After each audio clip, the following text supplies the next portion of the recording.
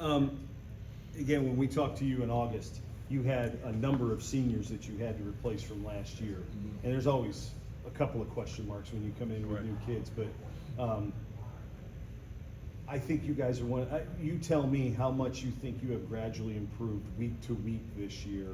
And you started with Oscar Smith, and it wasn't a win, but you guys played them tough right out of the gate in week one. How much did that help you guys come along a little bit throughout the season? It helped us tremendously because, it was a real gauge of where we were. Sometimes you can, get those big blowout wins, but we all love those as well, which build confidence. But for the goals that we felt we wanted to accomplish this year, we needed to really be in some real games, some tough games, just so we can evaluate what we really have. And I think, with the season we've had, we took our first loss to Oscar Smith. Our second loss was, we played a gauntlet in the back end, Highland Springs, and then we played a close game. We lost our second one to Glen Allen. It was a close game, and then it was Highland Springs and then Verona.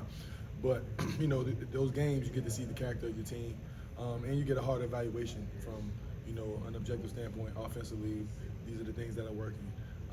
Defensively, I think, there's no point of our season where we can't lean on our defense, and that's one of the best things that we got. No matter every team we play, know that we're gonna play some good defense. Offensively, we can move some things around, but definitely proud of the growth. Definitely proud of the growth of the guys from week 1 to week 2, so forth and so on, and going into the playoffs. When you have a rematch, especially at this point of the year, is the advantage?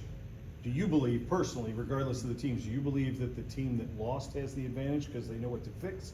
Or does the winning team have an advantage due to confidence? Well, I think it's a, it's a mix. Obviously, as a head coach, you got to make sure that you keep your guys humble. I've been in plenty of situations where we beat a team in the regular season and in the playoffs, lost to the team. So I understand the narrative, but there's also, I've been on teams where we beat them twice. Once through the season and once in the playoffs. But I think it just comes down to your group of guys, man. Are they focused on understanding that the first team, because we know going into this game, this is not the same Freeman team that we played the first time, and we're not the same Hermitage that they played the first time. So, keep the game as it is, where it is, just another game.